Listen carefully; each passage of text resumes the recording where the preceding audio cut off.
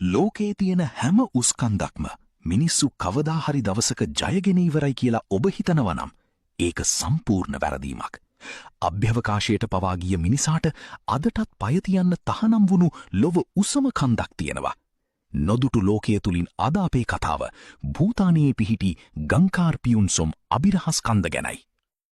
සීතල හිමාල කඳු වැටියට අයත් මේ කන්ද මුහුදු මට්ටමේ සිට මීටර් 7570ක් උසයි. ලෝකයේ උසම කන්ද එවරස්ට් උනත් මිනිසෙකු විසින් මෙතෙක් තරණය නොකළ ලෝකයේ උසම කන්ද වෙන්නේ මෙන්න මේ කන්දයි. මේක මුදුනට යන්න උත්සාහ කළ හැමෝටම අත්ුනේ අසාර්ථකත්වය විතරයි.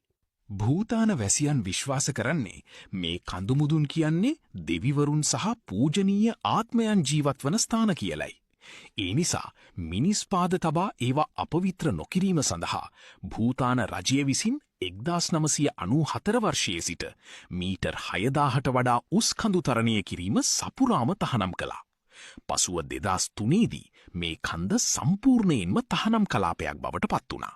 මේ තහනමට කලින් මේ කන්ද නගින්න ගිය කණ්ඩායම් පවසන විදිහට කන්ද අවට ප්‍රදේශවලදී මාලිමා යන්ත්‍ර ක්‍රියාවිරහිත වීම, අමුතු ශබ්ද ඇසීම් සහ රේඩාර් සිතියම් වලින් කන්දේ හැඩය මගහැරීම් වැනි පුදුම දේවල් සිද්ධ වෙලා තියෙනවා.